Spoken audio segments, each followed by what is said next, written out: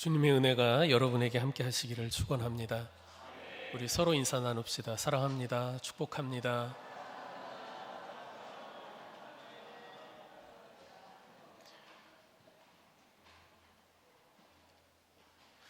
드라마 연속극이 시작할 때 지난 줄거리를 먼저 보여주는 것처럼 오늘 설교도 지난 설교의 줄거리를 말씀드리는 것으로 시작하겠습니다. 엘리야는 구약을 대표하는 선지자입니다. 북왕국 이스라엘의 우상 숭배가 만연했던 아합 왕 때 활동했던 선지자죠. 시돈의 공주 이세벨이 아합에게 시집 오면서 바알과 아세라 우상들 그리고 많은 우상의 사제들을 함께 들여와서 이스라엘 곳곳에 우상 신전이 세워지고 온 나라가 우상 숭배에 빠져 있었습니다. 그때 선지자 엘리야가 외롭게 그 우상 숭배에 맞서 싸웠지요. 그때 하나님은 엘리야를 통해 능력과 이적을 보여주셨습니다. 그리고 그를 통해 이 이스라엘에 오랫동안 비가 내리지 않을 것이라는 예고도 해주셨습니다. 실제로 이스라엘은 3년 6개월 동안 비가 내리지 않아 가뭄과 기근을 겪게 되는데, 비가 내리지 않는 징계를 내리신 것은 우상 바알이 비를 내리게 하는 신으로 숭배되고 있었기 때문일 것입니다.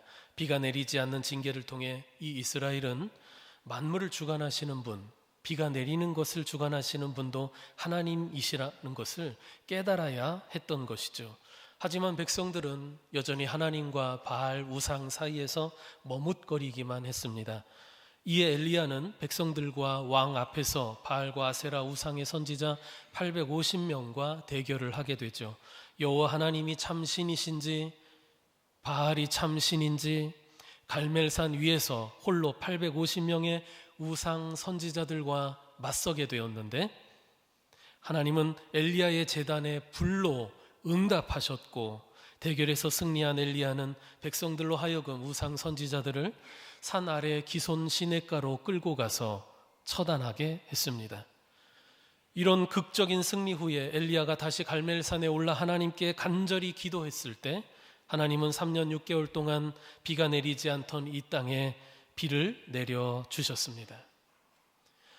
멋지고 드라마틱한 승리였습니다. 하나님이 살아계시고 또 엘리야와 함께 하심을 그렇게 보여주셨습니다. 여기까지가 열왕기상 18장에 나오는 내용이에요. 18장 끝에는 하나님의 능력이 임한 이 엘리야가 힘차게 달려가는 모습으로 끝납니다. 그런데 19장으로 넘어오면서 분위기가 반전되죠. 엘리야가 지금까지와는 다른 모습, 낙심해서 도망치는 그런 모습을 보여줍니다. 왕비 이세벨이 패배를 인정하거나 굴복하기는커녕 자기 선지자들을 죽인 것에 대해 분노하며 엘리야를 이번에는 자기가 꼭 죽이겠다고 협박을 했습니다. 큰 승리를 했는데 형편은 나아지지 않고 오히려 이세벨이 죽이겠다고 협박하는 상황이 된 것입니다. 엘리야는 마음이 무너졌습니다. 엘리야의 그 이세벨의 협박에 두려움을 느끼고 도망을 치죠. 남왕국 유다의 그 남쪽 끝에 부엘세바까지 갑니다. 그곳을 거쳐서 더 아래 광야로 도망을 치죠. 엘리야는 광야의 한 로뎀 나무 아래 앉아서 자기를 차라리 죽여달라고 호소합니다. 죽은 자들보다 못한 자기의 생명을 이제 살아서 뭐 하겠냐며 거두어 달라 요구합니다. 자, 엘리야의 이와 같은 모습은 인간이 얼마나 약해질 수 있는지를 보여줍니다. 엘리야처럼 구약을 대표하는 불굴의 선지자도 좌절과 두려움에 빠져서 사역지를 도망치고 차라리 죽고 싶다 할 정도로 무너지는 모습을 보이지 않습니까? 늘 하나님을 바라보고 의지하며 투쟁해왔던 엘리야였지만 지금은 자기가 처해 있는 이 형편을 보고 낙심했습니다. 그리고 하나님이 맡겨주신 그 사역의 현장을 도망쳐 나왔어요. 그리고 그런 자신이 정말 쓸모없는 실패자로 여겨져서 이제 차라리 내 생명을 거두어 달라고 하나님께 요구하고 있는 것입니다. 하나님을 바라볼 때는 그렇게 능력 있고 담대했던 사람이 지금은 자기 형편과 또 자기의 초라한 모습을 보면서 낙심과 좌절에 빠져 죽고 싶다는 겁니다. 그래서 지난 시간 말씀드렸죠. 우리의 시선이 참 중요하다. 누구든지 상황과 형편의 시선을 빼앗기면 낙심하기 쉽잖아요. 그리고 그럴 때 자기 모습을 보면 너무 초라하고 또 쓸모없는 실패자처럼 여겨져서 내가 있어 뭐 하겠나 싶은 생각이 들지 않습니까? 하나님의 위대한 선지자 엘리야도 그랬는데 누구라도 그와 같은 시험에 빠질 수 있지 않겠습니까? 그래서 성도는 자기 자신이나 또 자기가 처해 있는 형편에 시선을 빼앗겨서 하나님을 향한 그 믿음의 시선을 놓치는 일이 없어야 한다라고 하는 말씀을 드렸습니다. 자, 이어지는 오늘 본문을 보니까 자기 생명을 거두어 달라던 엘리야가 뭐 하고 있습니까? 로뎀나무 아래에서 잠이 들었습니다.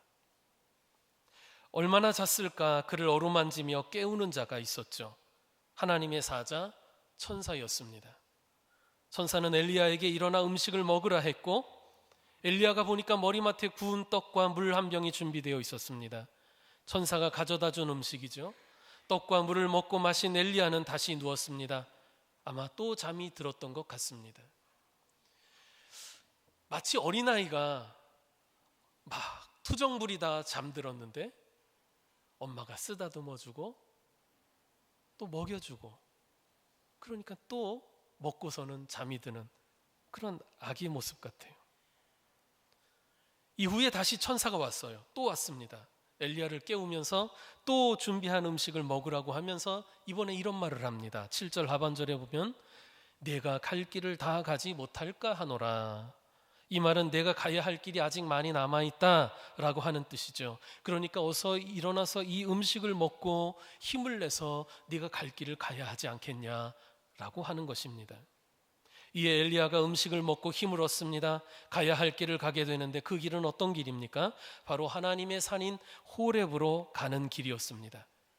그리고 40일 후 그는 드디어 호렙산에 도착하게 되지요. 이상이 오늘 본문의 이야기입니다. 두 가지를 생각해 보려고 합니다. 하나는 하나님의 돌보심이 있다라고 하는 것입니다. 하나님은 위로의 하나님이시죠. 고린도후서 1장 3절과 4절에 이렇게 말씀합니다. 찬송하리로다. 그는 우리 주 예수 그리스도의 하나님이시요 자비의 아버지시요 모든 위로의 하나님이시며 우리의 모든 환난 중에서 우리를 위로하사 우리로 하여금 하나님께 받는 위로로서 모든 환난 중에 있는 자들을 능히 위로하게 하시는 이시로다. 모든 위로의 하나님은 당신의 자녀들이 환난 중에 있을 때 위로하십니다. 또 우리를 위로하셔서 또 다른 환난 중에 있는 자를 우리로 하여금 위로하게 하시는 분이십니다. 낙심한 당신의 종들을 위로하십니다. 누가복음 1장 68절에 보면 찬송하리로다 주 이스라엘의 하나님이여 그 백성을 돌보사 속량하신다고 찬양하고 있습니다. 이렇게 찬양하고 있는 사람은 바로 세례자 요한의 아버지 스가랴입니다. 하나님은 당신의 백성들을 돌보시고 또 어려운 가운데에서 구원하신다는 거죠. 여러분, 그와 같은 하나님께서 환난을 만나서 지쳐 쓰러져 있는 이 엘리야를 그냥 버려두실까요? 아니죠. 돌보시고 위로하십니다. 우리에게도 마찬가지입니다. 우리는 하나님의 위로와 돌보심 가운데 있는 줄 믿습니다. 하나님의 위로와 돌보심은 엘리야에게 가장 필요한 때 그리고 가장 적절한 방법으로 임하게 됩니다. 엘리야가 자기의 생명을 거두어 달라고 하나님께 청할 때 사실 하나님은 그에게 아무런 말씀도 하지 않으셨습니다. 아무 말씀 없으셨어요.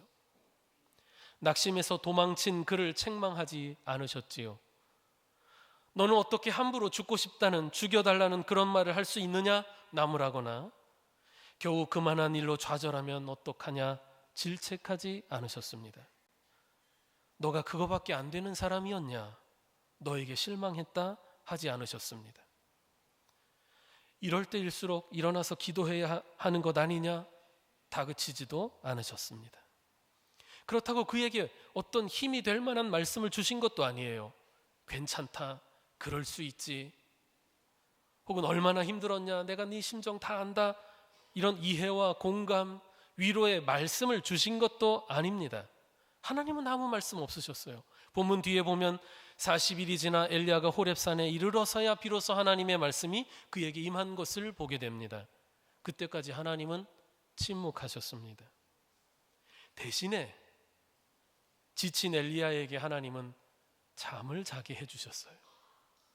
또 천사를 통해 그를 어루만져 주셨습니다. 그리고 허기진 그에게 음식을 공급해 주셨죠. 구운 떡과 물을 주셨습니다. 엘리야에게 지금 가장 필요한 위로와 돌봄이 그런 것이었기 때문에 그렇게 하셨을 거예요. 엘리야에겐 지금 어떤 좋은 말보다도 잠이 필요했고, 음식이 필요했고, 어루만짐이 필요했기 때문에 하나님이 그렇게 하셨을 거예요. 하나님의 방법이 최선이겠죠. 우리 사람들 사이의 관계에서도 그럴 때가 있지 않습니까? 많은 말보다도 한 번의 어루만짐이 훨씬 효과적일 때가 있지요. 하나님은 천사를 보내셔서 엘리야를 어루만져 주시고 또 먹여 주시고 재워 주시기를 반복하면서 그의 지친 몸과 마음을 회복시켜 주셨어요. 기력을 회복시켜 주셨어요. 제가 얼마 전에 아우렐리우스의 명상록을 읽다가 상당히 인상적인 구절을 보았습니다. 이 명상록은 로마의 그 오현제 중에 현명한 황제였던 마르쿠스 아우렐리우스가 인생 말년에 전쟁터에서 오랜 시간 힘든 세월을 보냈었거든요. 그 전쟁터에서 기록한 글입니다. 남들 보라고 기록한 것이 아니라 자기 자신을 스스로 일깨우기 위해서 자기를 대상으로 쓴 글이라고 할 수 있어요. 그래서 일기이면서 일종의 자성록, 즉 자기 성찰의 기록이라고 할 수 있지요. 지금은 남들이 보고 있어요. 거기에 보니까 이런 구절이 있더라고요.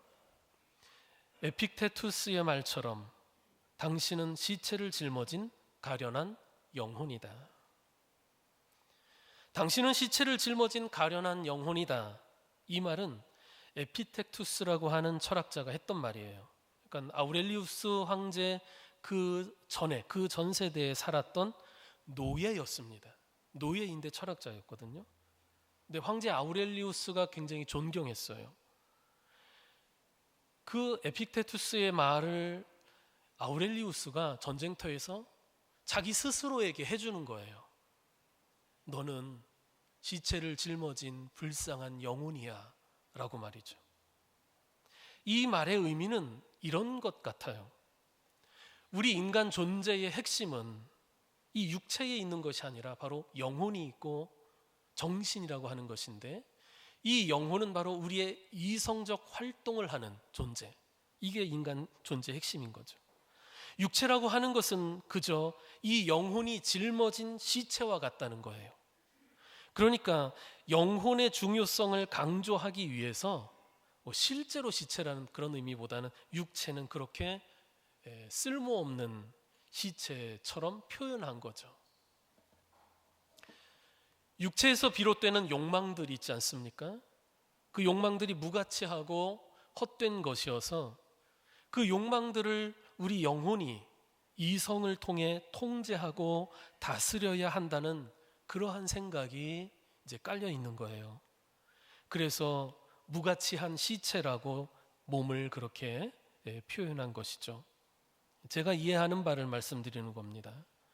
근데 더 인상적인 것은 자기를 일컬어 자기에게 가련한 영혼이라고, 불쌍한 영혼이라고 하지 않습니까? 인간 존재의 핵심은 영혼인데 그 영혼은 굉장히 불쌍하다는 거예요.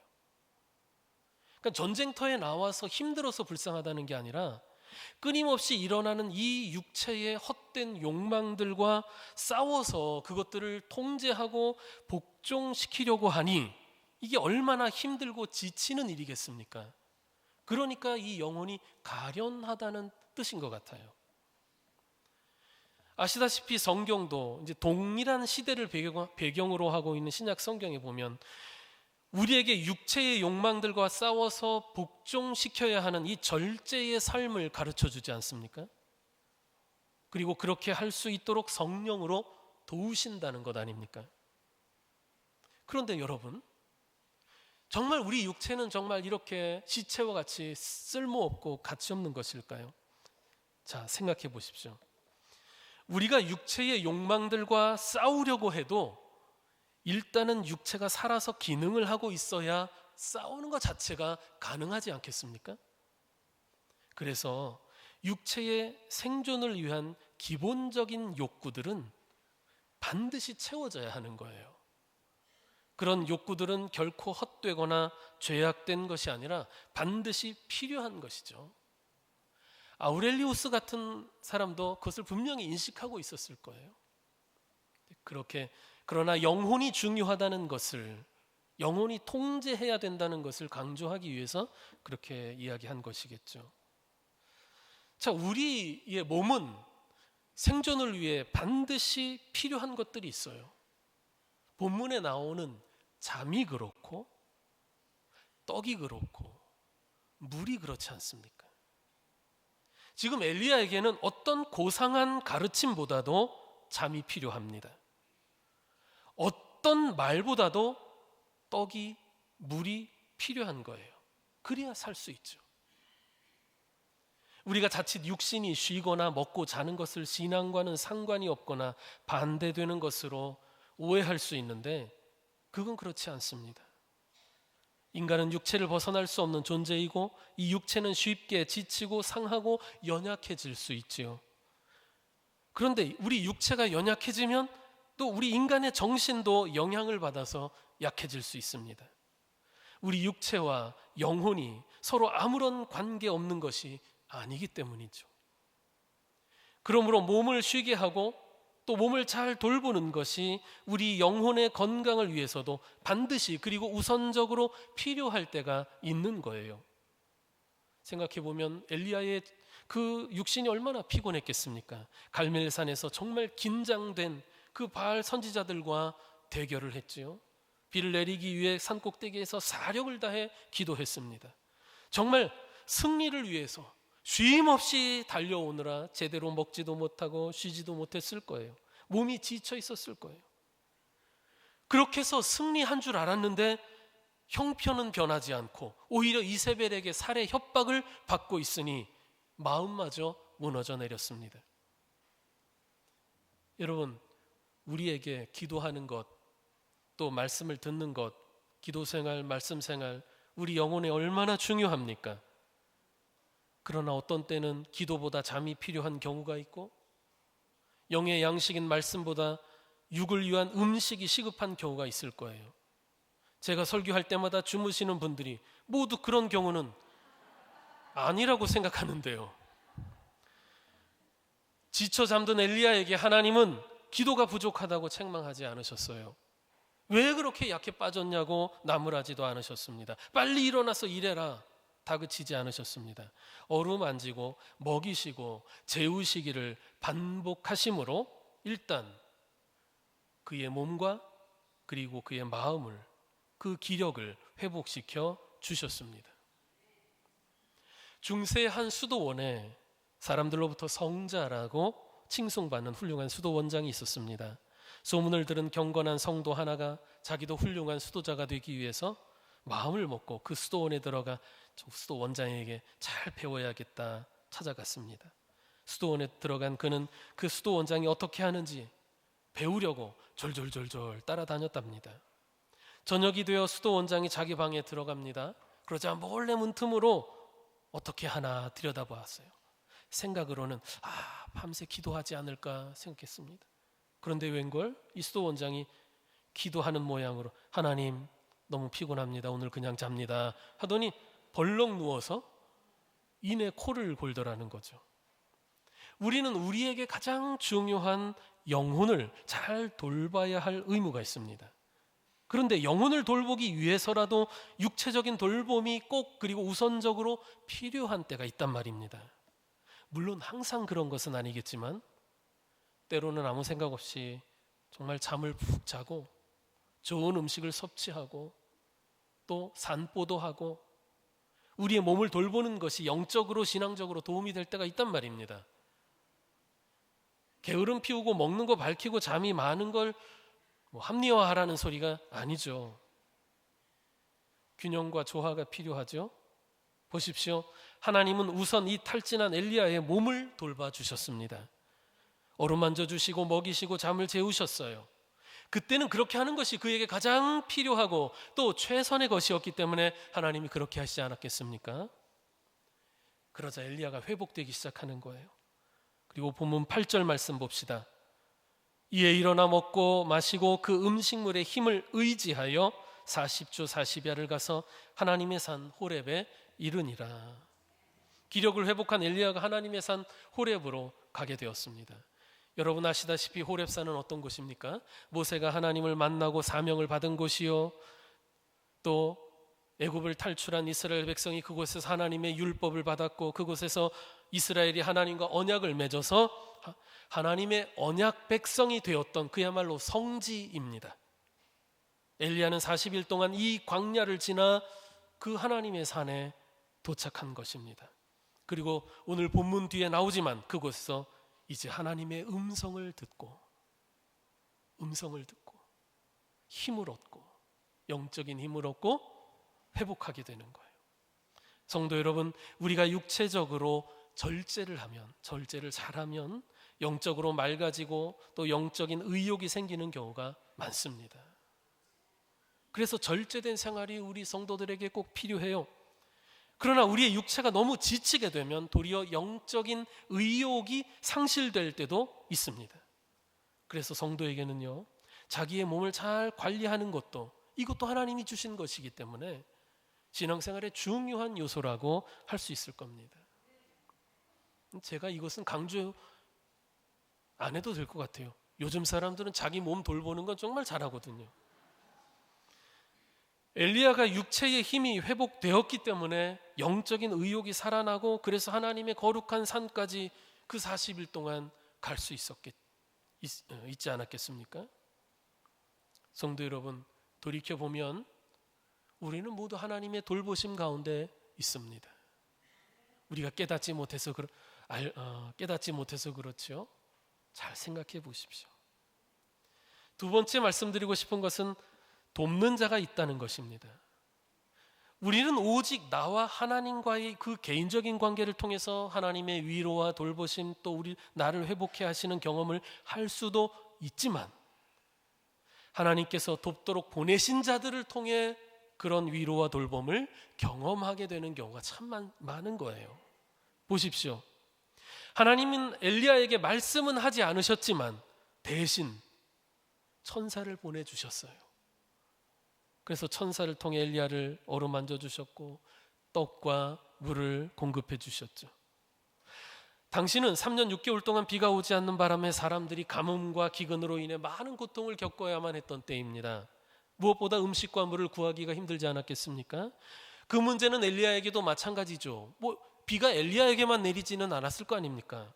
엘리야도 양식과 물이 있어야 살 수 있는 한 사람이니까요. 앞서 열왕기상 17장에 보면은 엘리야는 하나님께서 그 엘리야를 그릿 시냇가로 인도해 주셔서 그에게 떡과 고기를 공급해 주셨어요. 누구를 통해 공급해 주셨습니까? 까마귀들이었어요. 놀라운 일이에요. 까마귀들이 그릿 시냇가에 있는 엘리야에게 떡과 고기를 물어다 주었어요. 하나님이 까마귀들을 통해 엘리야를 도우신 거예요. 그리고 가뭄과 기근이 심해지자 그릿 시냇물도 다 말라버렸어요. 이때 그 다음에는 그럼 누구를 통해서 엘리야를 도우셨습니까? 누구를 통해 엘리야를 먹여주셨어요? 바로 시돈 땅 사르밧에 사는 어느 과부를 통해 엘리야에게 음식을 공급해 주셨죠. 사르밧 과부도 하나뿐인 아들과 마지막 한 끼 먹을 것밖에 남지 않은 그런 안타까운 상황이었지만 하나님께서 엘리야를 통해 사르밧 과부 집에 양식이 떨어지지 않게 하는 은혜를 내려주셨고 또 그 은혜를 통해 엘리야 역시 사르밧 과부가 먹여줄 수 있도록 역사하셨습니다. 하나님은 엘리야를 통해 사르밧 과부를 도우셨고 사르밧 과부를 통해 또 엘리야를 도우셨습니다. 엘리야를 먹이셨어요. 그리고 오늘 본문에서는 천사를 보내셔서 엘리야를 먹이셨죠.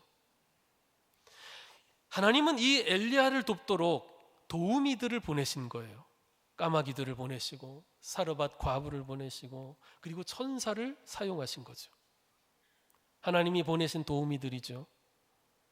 생각해보면 저도 30년 가까이 목회하면서 사람들을 통해 도우시는 하나님의 은혜를 참 많이 경험했습니다. 하나님은 꼭 필요할 때 시의적절하게 은혜를 베푸셨는데 대부분이 돕는 사람들을 통해 그렇게 하셨어요. 여러분도 비슷할 겁니다. 낙심했을 때 위로해 주는 사람이 있었고요. 힘들고 지쳤을 때 힘이 되어주는 성도가 있었어요. 결핍되어서 그 문제로 고민하고 괴로워할 때 나도 모르게 채워주는 분이 있었고요. 어떻게 해야 할지 모를 때 길잡이가 되어준 사람도 있었습니다. 제 아내와 가족들 변함없이 도와주는 하나님의 도우미들이었어요. 여러분도 여러분 주변을 보면 하나님이 보내신 돕는 자들 있을 겁니다. 저의 목회의 사명도 그런 것 같아요. 도우미의 사명 아니겠습니까? 저는 우리 교회와 성도들의 영혼 그리고 그들이 신앙생활하는 것을 돕기 위해 파견된 도우미라고 저는 스스로 생각하고 있습니다. 엘리야도 바로 이스라엘을 위해서 하나님이 보내신 도우미였던 것처럼 말이죠. 사실은 우리 모두가 서로를 위해 하나님이 파견하신 도우미라는 사실을 깨달아야 되겠습니다. 지난주일 설교 때 이런 얘기를 제가 여러분에게 드린 적이 있어요.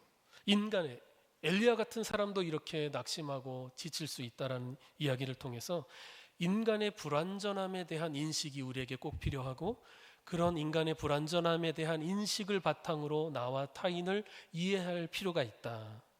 그럴 때 이해와 관용이 가능해진다라고 하는 것 말이죠. 우리의 관계 속에서도 마찬가지죠. 우리가 서로 하나님이 사용하시는 도우미가 될 수 있으려면 그런 이해와 관용의 자세가 필요한 거예요. 그리고 무엇보다 우리를 통해 흘려 보내주시는 주님의 사랑이 우리에게 채워져야 되겠죠.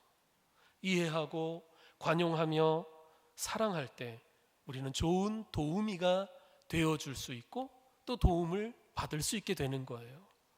그래서 우리 성도들을 이렇게 신앙 공동체로 하나님이 묶어주신 것 아니겠습니까? 여러분 생각해 보십시오. 증오하고 미워하면서 하나님이 쓰시는 좋은 도우미가 될 수 있겠습니까? 그럴 수 없죠. 그러면 여러분, 저도 30년 가까이 목회하면서 저한테 미운 짓 하는 성도 전혀 없었을까요? 모두 저에게는 이쁜 짓만 했을까요? 아닐 겁니다. 미운 짓 하는 성도가 왜 없었겠습니까? 속상하게 하는 사람 왜 없었겠습니까? 그런데 제가 돌이켜보면 저에게 그렇게 한다고 해서 제가 미워한 사람은 아무도 없었던 것 같아요. 제가 100% 확언하는 건 좀 과한 것 같아서 없었던 것 같다라고 표현을 하지만 저 스스로는 없었어요. 미운 짓을 했어도 미워하지 않으면 됩니다. 쉽죠? 타인이 나에게 미운 짓을 하는 것을 제가 통제할 수는 없어요. 그러나 내가 그를 미워하는 마음을 갖는 것은 내가 통제할 수 있는 일이에요. 이해되십니까? 존재자와 그의 행위를 구분할 필요가 있습니다. 저는 여러 차례 성도들에게 그런 이야기를 이제 앞으로도 하게 될 텐데, 존재와 행위를 구분해서 생각하라. 그걸 쉽게 얘기하면 죄는 미워하되 사람은 미워하지 말라는 것과 같은 맥락이에요. 우리의 문제가 뭡니까? 죄는 안 미워해요. 사람을 미워하죠. 그 사람이 나에게 미운 짓을 해요? 미운 짓을 미워하면 됩니다. 그 사람을 미워하는 거예요. 그러니까 사람을 미워하게 되는 거예요. 그 행위자와 행위를 분리시켜서 그를 미워하지 말고 그런 행위만 미워해요.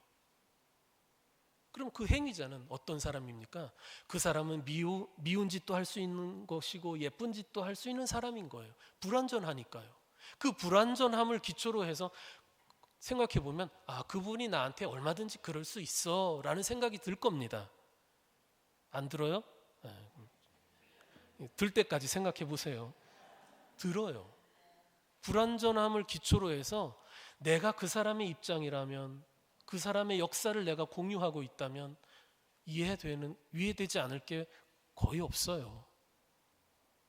그래서 우리 성도들은, 저도 그렇게 노력합니다. 저한테 뭐 나쁜 짓을 하거나 또 미운 짓을 하면 그 행위 자체가 화나고 미울 수는 있어도 그 사람과 결부시켜서 판단하지는 않습니다.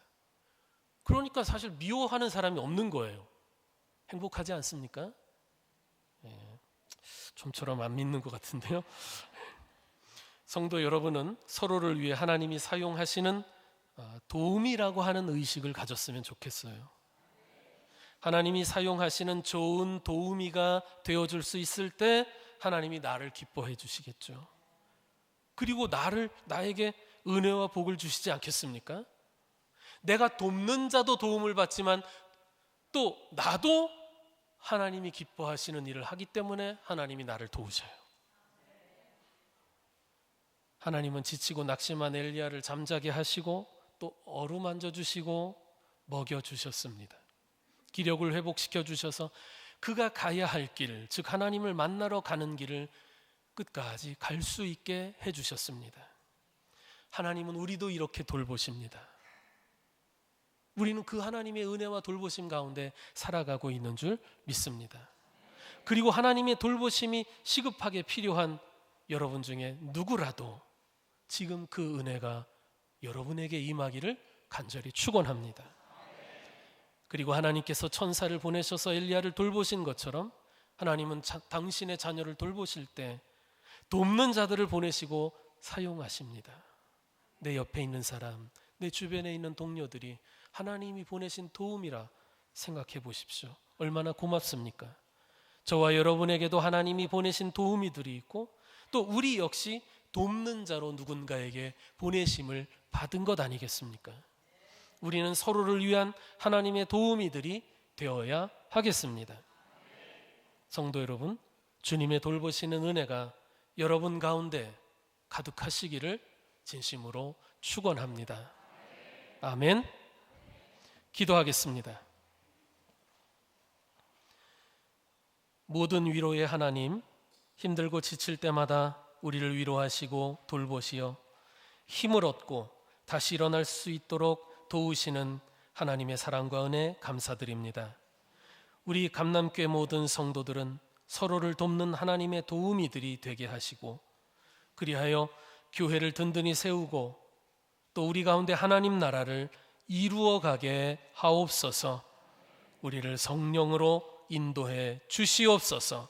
예수님의 이름으로 기도드리옵나이다. 아멘.